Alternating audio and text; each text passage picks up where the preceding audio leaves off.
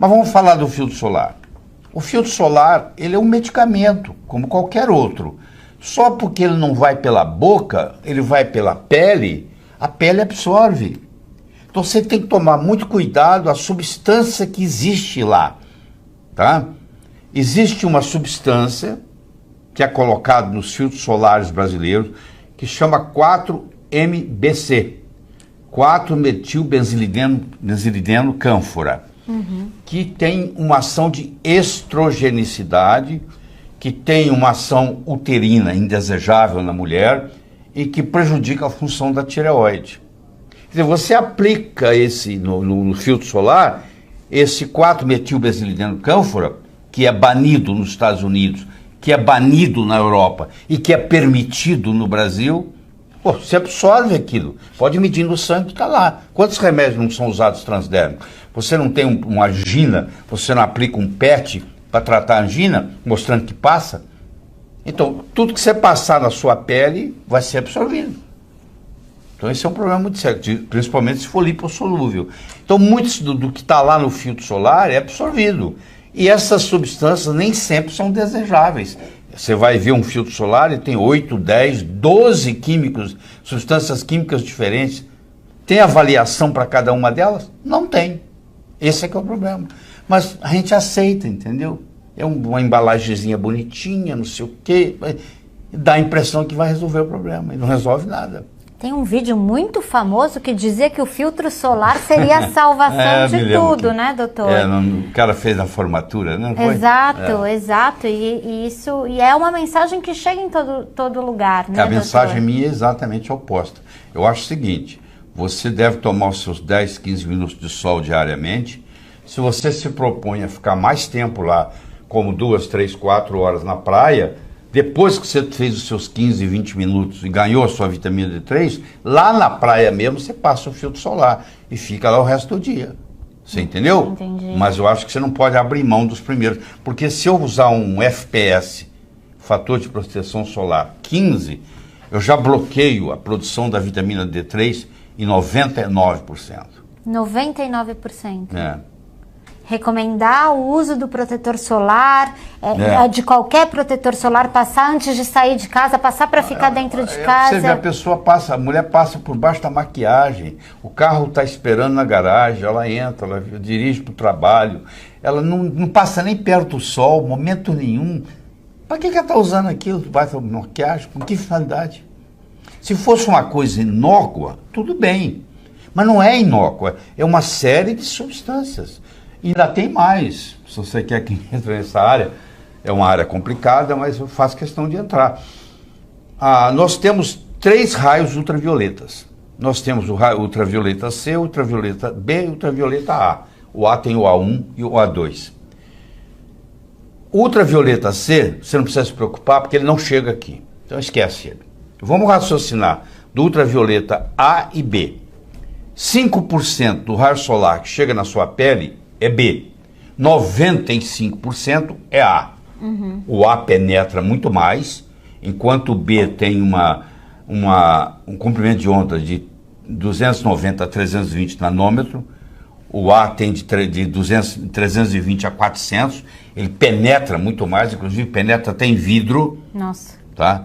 Mesmo um caminhoneiro dirigindo com vidro fechado, o sol pode entrar nele, ele pode não sentir, mas entra nele. Só que, se você for ali na esquina agora, na drogaria, e comprar 10 filtros solares e me trazer os 10 aqui, eu vou te mostrar que nenhum deles tem PPD. O que é PPD? Quando eu comecei a falar de PPD, sei lá, 15 anos atrás, eles acharam que eu era louco. Hoje, a dermatologia já aceitou. Claro, o mundo inteiro, a ciência já aceitou. O PPD é o seguinte, o FPS, o fator de proteção solar, deixa eu explicar para você o que é um FPS. Imagine no pico do verão, ao meio-dia, numa terça-feira, você sobe no telhado da sua casa, ou lá no último andar do seu prédio, no terraço, e você leva um cronômetro. E você fica com 70% ou 80% do seu corpo nu, e você ativa o cronômetro.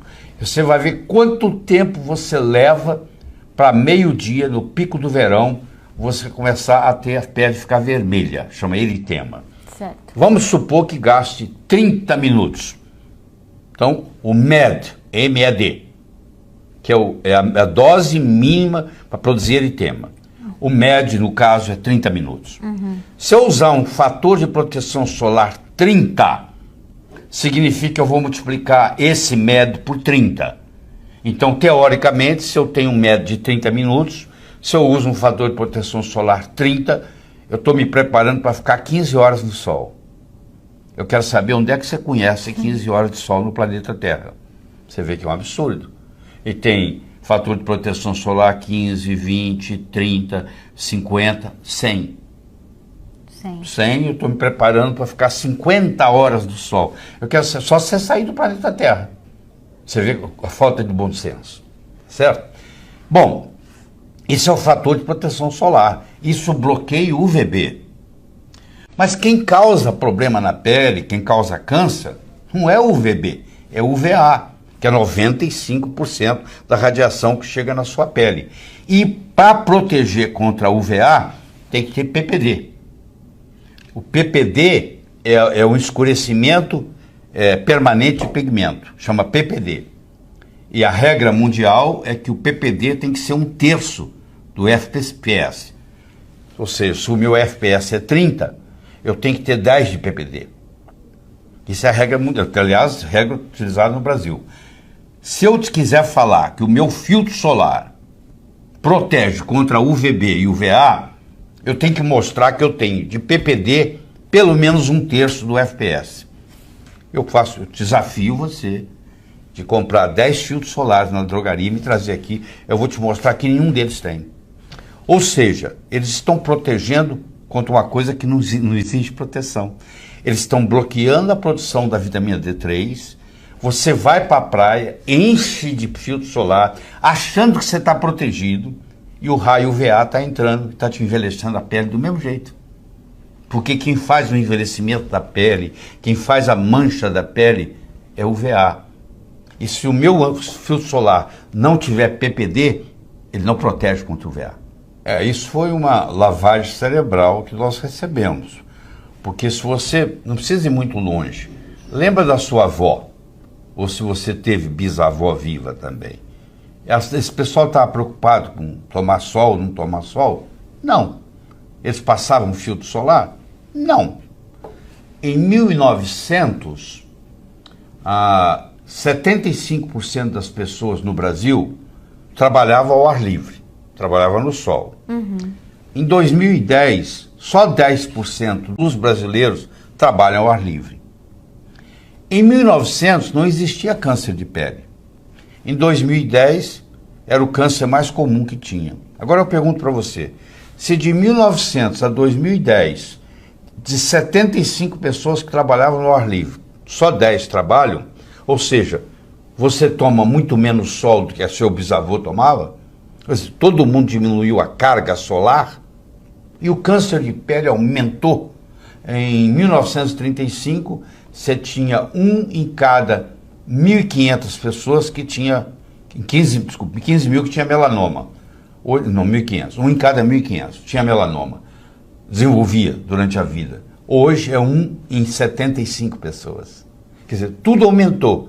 E o seu carro está parado na garagem, você desce a escada, se você mora em apartamento, desce no elevador, ou você na sua casa, você vai lá, entra no carro, vai para o seu escritório, trabalha o dia inteiro, volta à noite. Onde é que você toma sol? Você não toma sol nenhum. Mas e o pescador que está lá em Fortaleza, que sai às 4h30 da manhã e pesca o dia inteiro, segunda a sábado, o ano inteiro, e nem sabe o que é filtro solar, e não reclama de câncer de pele? Você tem de convir que existe algo mais aí do que simplesmente o sol. E é uma pena, porque antes da descoberta da penicilina, tudo era tratado com sol, era solário. Você tinha tuberculose, você ia para o sol, você tinha sífilis, você ia para o sol, você tinha psoríase, você ia para o sol. Quer dizer, nós somos dependentes do sol. Eu não estou falando aqui para você ficar o dia inteiro torrando no sol. Eu estou falando para você fazer 15, 20 minutos por dia sem filtro solar. Isso é que eu estou conversando. Como isso não é possível, a maioria não tem tempo para isso mais, nem tem lugar para fazer isso, porque eu tenho que estar pelo menos com 70% do meu corpo nu, ou seja, eu tenho que estar de calção e sem camisa, ou de biquíni, o que for, para poder receber isso. Como isso não é possível mais, uma das coisas que o sol nos traz é a produção da vitamina D3, que é diferente da D2, tá? Depois nós podemos discutir isso, que é a vitamina D3, que tem a capacidade de interferir em 10% do genoma. O genoma nosso tem 23 mil genes. Em torno de 2 mil genes são ativados ou desativados pela vitamina D3. Por isso que ela tem essa ação tão grande no corpo, entendeu? Por isso que algumas pessoas que até já comentaram aqui, por isso que ela às vezes parece uma panaceia, às vezes, né? Exatamente, às vezes parece uma panaceia. Porque é difícil você encontrar uma doença degenerativa crônica no corpo humano que não esteja ligada a uma deficiência da vitamina D3, inclusive o câncer. Os pacientes com câncer, quase que a totalidade, se você medir o 25-hidroxi-D, que é o modo que você mede a vitamina D3, abaixo. Quais são os riscos de você não ficar exposto ao sol e ter deficiência de vitamina D3? Primeiro é doença cardiovascular, é ter um infarto.